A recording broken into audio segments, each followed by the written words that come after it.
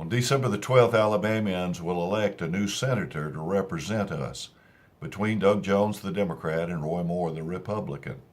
It matters who we put into office. There are implications for us personally, for families, churches, for our community, and for our country.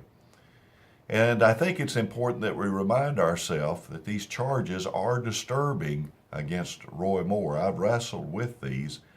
And I think the most important thing is, as Christian citizens, I believe we have a duty to vote and to be a part of the process. But how can we do that if we don't have faith? The Bible says that which is not done in faith is sin. So there is much that we don't know, but there are a lot of things that we do know. Here's some observations or some facts about some things that we do know that are connected to this. First of all candidates are flawed.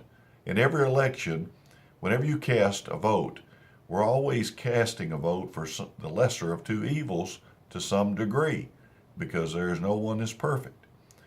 The reports or the charges that have been made against Moore go back 30 or 40 years, which in themselves makes them questionable. Why are they coming out now? It seems to be for political purposes.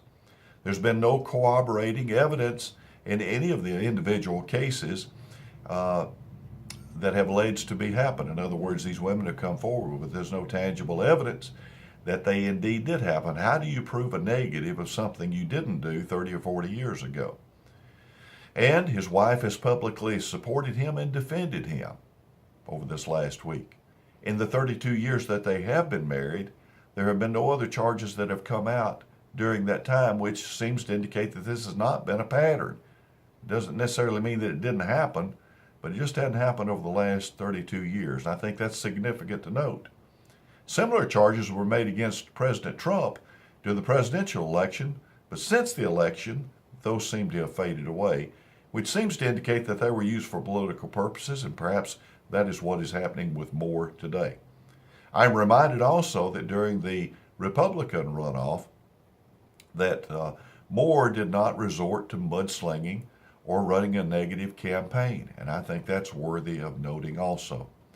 Moore has publicly stood for Christian values, for the Bible, for family, for personal freedom and rule of law, and he has also stood against abortion, same-sex marriage, homosexuality, immorality, and the overreach of the federal government over states' rights.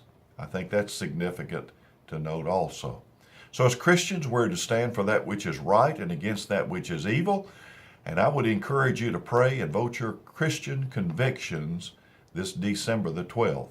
This election matters.